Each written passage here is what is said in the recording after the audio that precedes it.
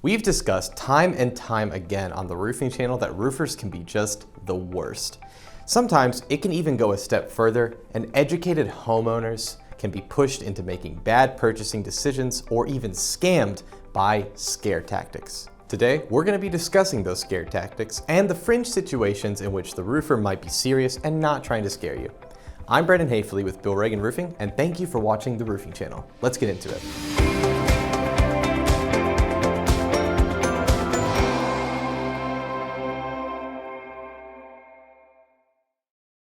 Exaggerating the stakes.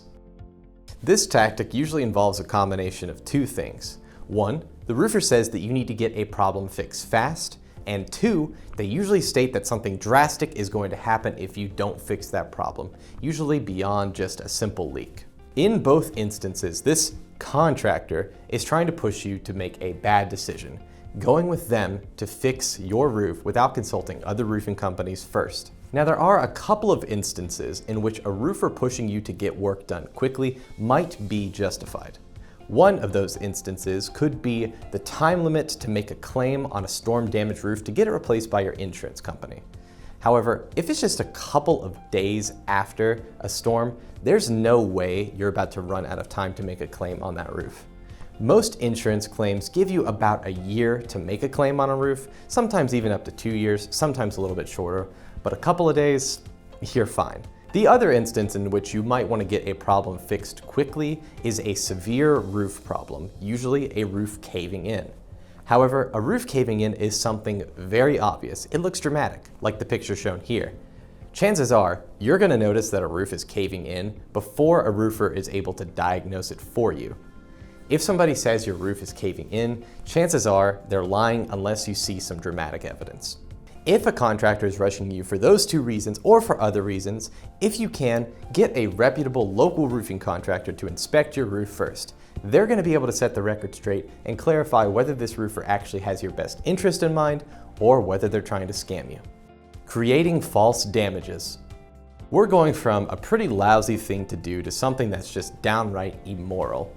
Some scammers, I'm not even going to call them roofers, some scammers will go on your roof and create damages. After they create those damages, they'll take pictures of it, climb off the roof, and show you, the homeowner, that your roof needs to be replaced because of the damages they created. As horrible as this sounds, it does happen more often than you'd think, and this is why a lot of homeowners will watch anybody inspecting their roof like a hawk.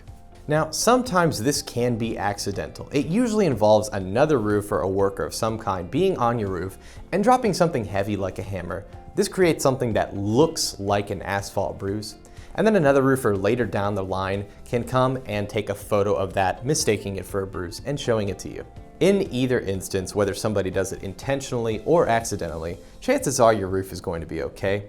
And if you catch a scammer doing this, then that is vandalism. If you're worried about this happening to you, then take pictures of facets of your roof so that you have a comparison before.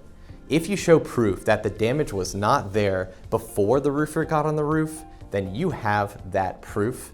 And if you have that proof, then you're going to send that scammer running for the hills, and they're not going to be able to gaslight you, telling you that that damage was indeed there. Threatening legal action. Now here we have the definition of a scare tactic.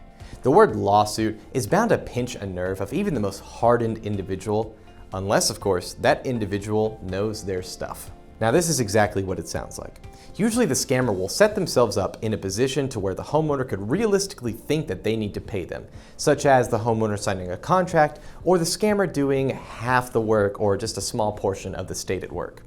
In this instance, the scammer will demand full payment from that homeowner and threaten legal action if they don't receive it.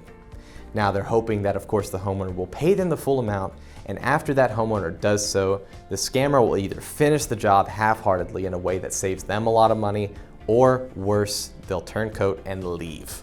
At the end of the day, if you haven't violated a contract in some way, then you're absolutely fine. There's nothing to worry about. Even when a lawsuit might be necessary against a homeowner that outright refuses to pay the bills that they signed upon, a reputable roofing contractor will often spend a long time asking and then demanding for the payment before they threaten any sort of legal action. Legal action takes a lot of time, and a reputable roofing contractor does not want to deal with it if they don't have to. If you're just not in the mood to read all of the contract that you signed, or you're just worried and you need a second opinion, get that local, reputable roofing contractor that your community trusts to read that contract for you, and they'll be able to help you out if you're in actual serious legal trouble or not. Now you have more of what you need to avoid roofing scare tactics: education. For more education on how to find a good roofing contractor instead of avoiding a bad roofing contractor, you can click on the link below or at the end to watch our video that covers just that. I'm Brandon Hafeli with Bill Reagan Roofing, and thank you again for watching the Roofing Channel. Remember to like and subscribe so we can educate more homeowners like yourself, and we'll see you next time.